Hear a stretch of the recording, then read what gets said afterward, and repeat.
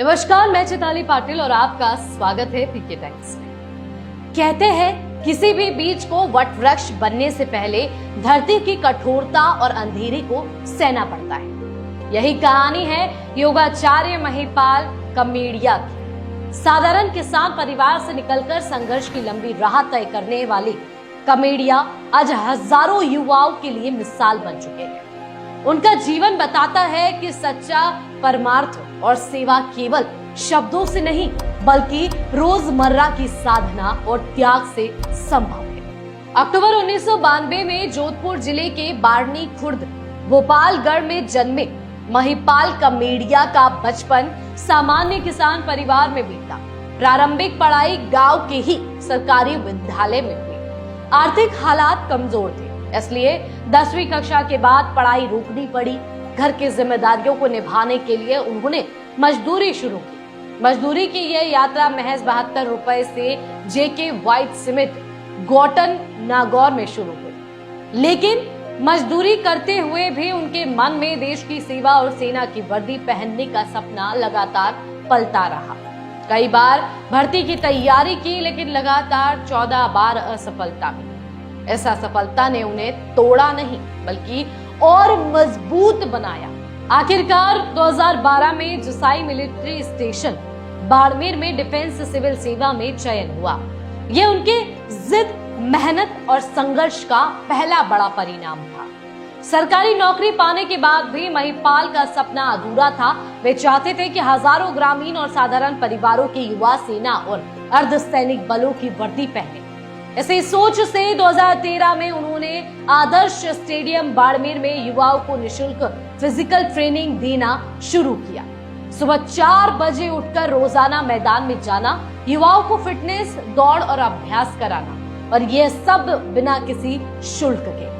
कमेड़िया की यह सेवा धीरे धीरे हजारों युवाओं के जीवन का सहारा बन गई।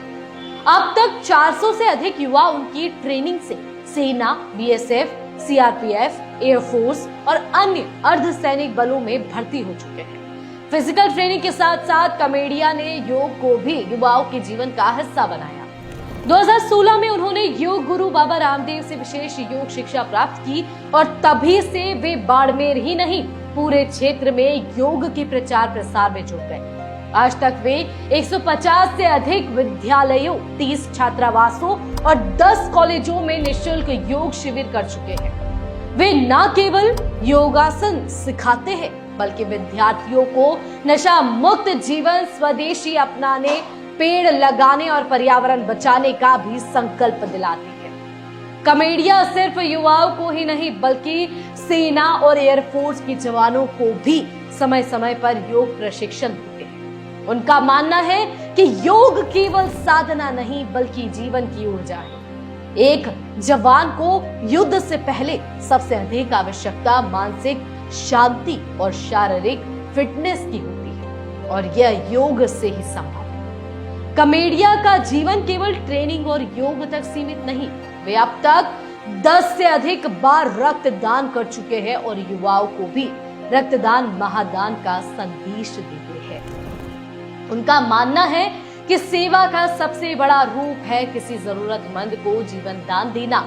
महिपाल कमेड़िया की सेवाओं को समय समय पर राष्ट्रीय और अंतर्राष्ट्रीय मंचों पर सम्मान मिला है। Golden book of world records में उनके नाम 5 बार दर्ज है।